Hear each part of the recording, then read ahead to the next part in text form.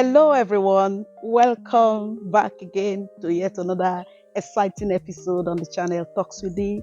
Good afternoon, good morning, good evening, as the case may be, wherever you're watching me from. It's such a delight to have you back with me on this channel. I'm excited as always, to have you with me. Thank you so much for always being there. For those of us that have subscribed earlier, thank you so much, for your consistent support and love. I feel you. Thank you. And the new subscribers, and every day you are coming on board. I'm so excited. The family is getting larger by the day. Thank you so much. Welcome on board, and be assured this is a place that you will feel at home, and then learn and then become the better version of yourself. And we're in it together. Thank you for being here. Thank you. So yeah, welcome. Today is special. Mm. Today is special because a lot of people have been talking to me about a particular thing, and it's giving them concern. They keep asking, Mama, why is it that marriages these days are just falling apart? It's almost becoming like a child's play. It's like people just get married today, and before you know, they are separated, they are divorced. And it's giving a wrong impression about what marriage is. So can you not talk about something about that? And I have it in mind that as we go on this channel, definitely I'll have a panel or one or two persons come on board with me and then, rub minds. But before then, I just want to chip in something concerning how we can make our love last forever. How we can make our marriages work better. Because it's not a child's play. Please, I keep insisting that marriage is not for children. When we are not ready to embark on this journey called marriage, I implore you, please, don't rush into it. The Bible says, if a man has to build a building, he has to sit down and count the cost. There is a price to pay in order for you to build a home. The marriage is not made. You will make it happen. The Bible says a wise woman builds her home with her hands. So if you are going into marriage, be ready to fold up your sleeves to work. Marriages are made to work. They don't just work by themselves. If you see successful marriages, it's because the people involved have made up their minds to make it work. It's not automatic. It's not magic. So please, it's a responsibility. And you know what? Nobody should force you to take on a responsibility you are not prepared to deliver on. It's not by force. You don't get married because you want. No. It comes with responsibilities. It comes with responsibilities. Are you ready for it? If not, please don't abuse it. And I discover that failures in marriages is not as a result of the fact that the people are not of age. It's a matter of maturity. You can be as old as you want to be, but if you are not matured in your mind, you will still fail at it. I have seen younger people do better in marriages these days than older people. So it's not a matter of I am 35, I am 25, I am 30, I am older.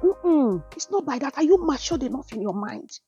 Do you appreciate and understand what you are going into? Because this is not just two destinies involved. You are bringing two families.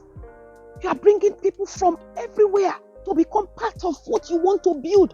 And they come by way of giving you gifts, giving you counsel, buying the expensive ashebis these days that you people are compelling us to buy. And we do all that to come and see that you start your home, only to be told you are not doing again. You think about it now. It's not just the person that you are involved with that is disappointed. So many other persons that are associated with that marriage. Please count the costs. If you are getting into marriage, please be sure of what you want. Nobody's forcing you into what you don't want to do. If you are not ready, listen, I respect people that say, I am not ready, than the people that will get into it and just make a mess of it. And listen, if you are married and you come out of it, you are not the same like you have not been married. It's even better that you break up your engagement rather than you go into marriage and then you come out. Your excuses are not good enough. Are you not supposed to know better before you go into that marriage? Why are you facing so many surprises as soon as you enter? Are you not supposed to have understudied yourselves? Are you not supposed to have, take note of the different vibes that you give each other? And you say, no, I will manage, it will change. It doesn't always work that way. Your first impression matters a lot. What is your heart saying? What attracted you to that person? What is about that person that you know you can live with until old age?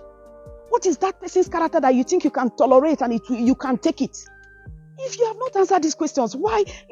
Don't say it is when we got married that we knew ourselves. The person will be dropping hints now. For example, you took a girl out and you see how she's addressing the waiter. See how she's addressing the gate man. And you say she's not rude because she's saying baby. She's calling you baby. You think that is baby. The same way she shouted at those people, she will shout at you later. Those are signs. You see the man very hot-tempered. He cannot tolerate anybody. If he's on phone with somebody else, he's angry. And then after he finishes getting angry with that person on the phone, he comes to say, baby, sorry. No, you have seen that man is an angry man. And then you go and marry him. And then when you enter, you say, hey, I didn't know. The signs were there. So please, stop. It's not looking good at all. You people are making a mess of marriage these days, and it's not fair. Marriage is a good thing. It's beautiful. Understand what it takes and get into it and make the best out of it. I liken marriage like a journey. I liken it to a journey that you are going on. Abba, before you go on a journey, you determine if it is a long journey. Shall you prepare for it? Marriage is a very long journey that the destination is only in the hands of God, meaning till death do us part. That is how far the journey is in marriage. You will pack accordingly now. If I'm going somewhere to spend a month, shall we pack accordingly? Hey, you that is going on this long marital journey, what are you packing now? What is your preparation? How prepared are you for this journey? That will take a lifetime. Most of us prepare for destination weddings. What about destination marriage? Have you ever heard destination marriage before? You only hear destination weddings. Some they will do it at Dubai. Some in Spain. Some in UK. Some in US. But have you prepared for your destination marriage? The colors, event planner, the color of the day. You must dress this. We will dress all the colors. But what about the colors you are supposed to take into your marriage? Have you determined the colors that your marriage should bear? What have you packed up for that journey you are going on? You enter into the vehicle with somebody that has agreed to travel on that with you. That is your partner now. The person agrees to go with you on that journey. You did not force the person inside, Abby. You have made up your mind to go on a journey with somebody. Bobo, sit tight now. You agreed to go on that journey. Now, when you are going on the journey, you cannot determine how the car will act now. Sometimes there will be bumps on the road. There will be potholes. Will you not say, no, stop the car, I'm not going again? That's what we are doing. We enter into the marital journey. We are going together. And all of a sudden, when the storms of life come, you say, I'm not going to do it again. Hey, I'm not come here to suffer. I didn't know life can be this difficult with you. I thought if I get married, all my problems will be solved. I'm not marry again. I can't suffer.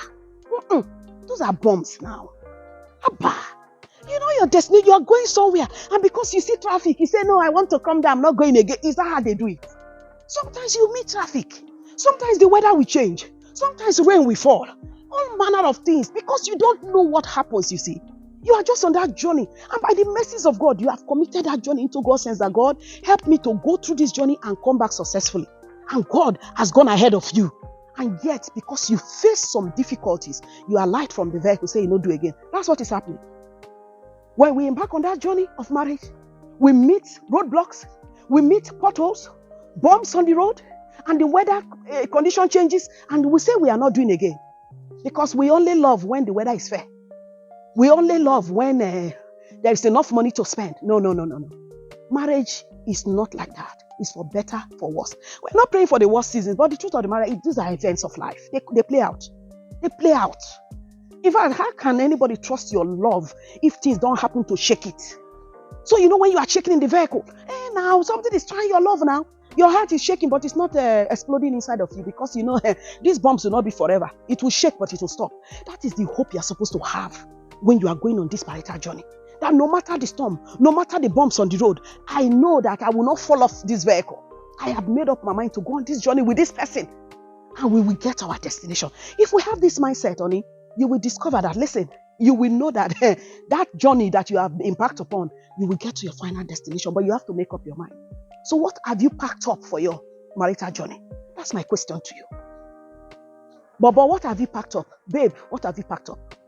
Forget about the things your nighty, transparent, see-through inside of your small bag that you're going on honeymoon with. And after that, what happens? Did you pack for the marriage itself? Don't just pack for your wedding and your honeymoon. What about the marriage? What have you packed? So we want to consider right now.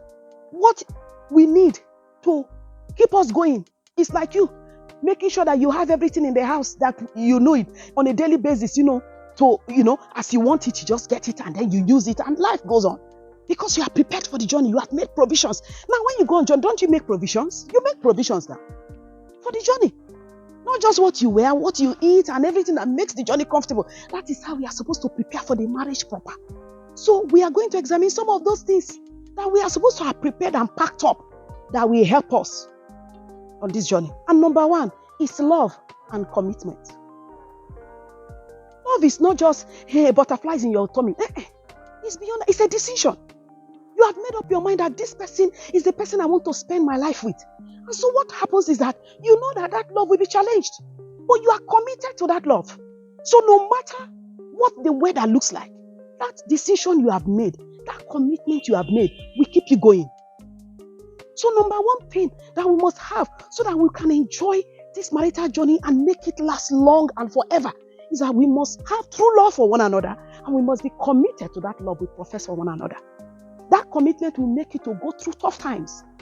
And then you still keep standing because you have made up your mind that this person is my person for life. That is number one thing that we can do. And number two thing that can happen for us to be able to have a smooth journey and have a successful relationship is that of honesty and trust. If you are into this relationship called marriage, please be honest with yourselves. Be honest about everything. Some people say, hey, it's not everything that they tell. If you don't tell the truth, somebody will use your truth against you eventually. And that's why you have to be careful with the choices you make now. You don't, you'll be accountable somehow to whatever it is that you allow into your life. So be honest. Be honest with your opinion. Be honest with your perception. Be honest with your feelings. Be honest with everything. Be real. Be real. Be real with one another. Do not fake. Listen, do not fake. Don't say, hey, it is not that I'm married to you that I will show you my true color. Excuse me. Are you a chameleon? Why will you be changing like that? Be real. Be original. Be yourself. So honesty is very important. When you are honest with yourselves, then you will trust yourselves. You see now, honesty and trust goes hand in hand. You must be honest so that you will build trust. Because if there is no honesty, there can be no trust. So these are things too we can do to make sure that this journey goes smoothly. Number 3 is sexual faithfulness. Abba, you have tried out some things before you marry. It's okay now. What else are you going to see again? Your teen are your teen. What is yours is unique and is beautiful, is preserved, is custom made. Be satisfied with your spouse.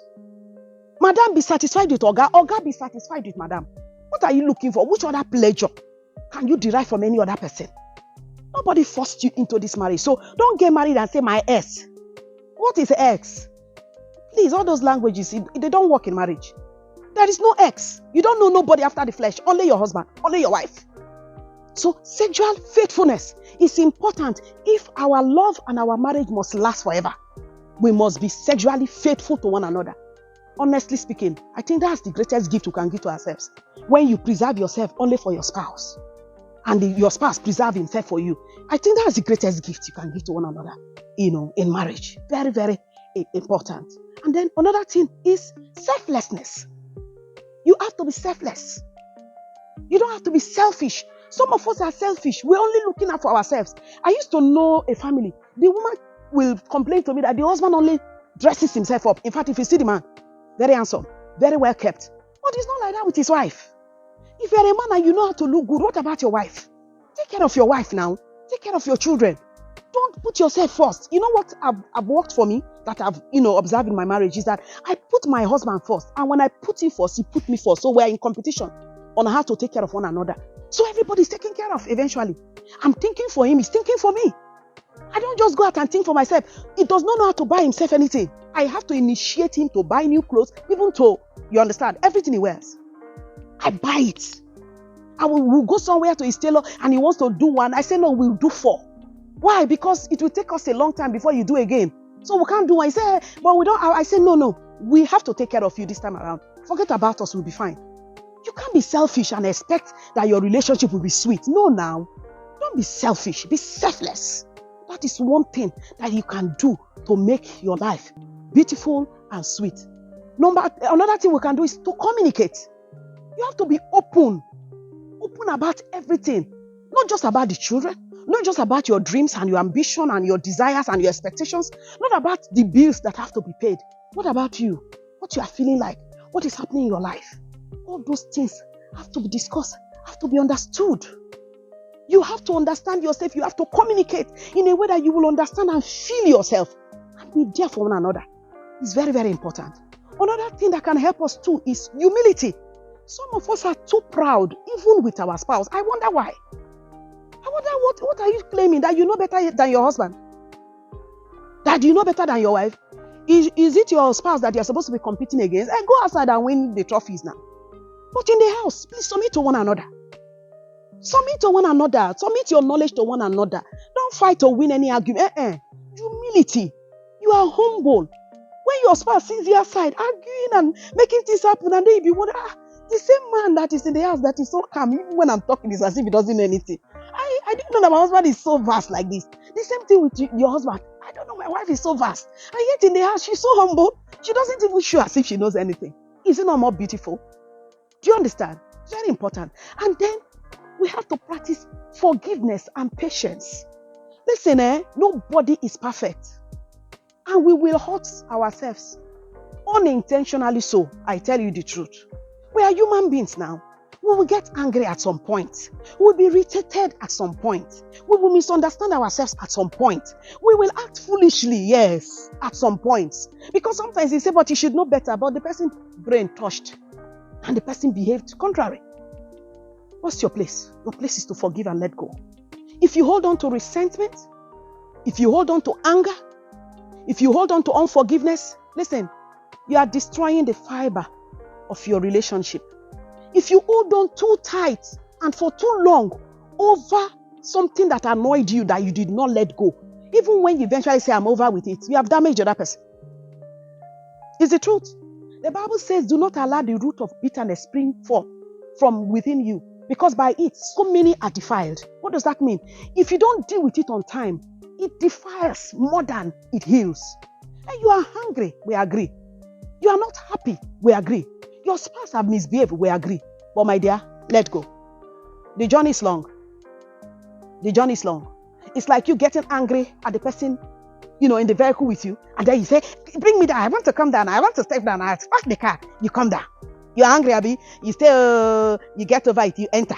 You go another mile. I'm angry. Come down. If you do that, my dear, will you not say you have been married for 10 years when 9 of the years you are hungry and you are coming down? So deal with that anger. That unforgiveness, let it go. Be patient with one another. You are growing. You are both growing. So be patient. You will make mistakes. You will bump, against yourselves at some point. But listen, you would be okay. As time goes on, you understand better. And you will be cautious of one another. And I tell you, these things can work. Marriages can work. I don't know, because I cannot exhaust everything I need to say. You have to make compromises. You have to make compromises. Marriage is about compromise. It's not about it's my right, I can't let go, this is what I want. You will lobby yourself and agree at some point. Compromises. Your connection must not be compromised. You must remain connected. Do not compromise your connection for anything. What does that mean? Make up your mind that no matter what happens, we will remain connected. We will not be disconnected. Because when you are disconnected, that is when in-laws come in. That is when friends come in. That is when outsiders come in. And then when outsiders come in, you know what happens? The gap gets widened. And to come back as it used to be, it's always very difficult. So I encourage us on this episode, please take time. Go through all that we have discussed and even much more. And make up your mind that this journey that I've embarked upon with my spouse, I'm not going to alight on the road, no matter the bumps. We are going to go through it together and we're going to come through. And our destination will get there. So have in mind, not just your destination weddings, but your destination marriages. God bless you. God bless us all. And so I know by the mercies of God that something has, shifted. And understanding have come. And we will talk more. This is not the last we are going to hear about how that we can, take responsibilities and make our marriages work better. And not hear so much of divorce, irreconcilable differences. Nobody's celebrating your separation. We came together to celebrate your union, not your separation. So that has to stop. And by the mercies of God, I know you get wiser. Those of us that are inside marriage and those of us that are coming, we get wiser to say, if I embark on this journey at all, I know where my destination is. Till death do us part. So shall it be. Thank you so much for being with me on this episode. I remain yours truly, D. So please, you know what we do. Like this video, share it, and subscribe to this channel, because each time God comes through to us with fresh editions that will impact our lives positively. God bless us all. Until I see you, next time on the next episode. This is me saying thank you for being here with me always, and God bless you. Bye, bye, bye. Have a good day.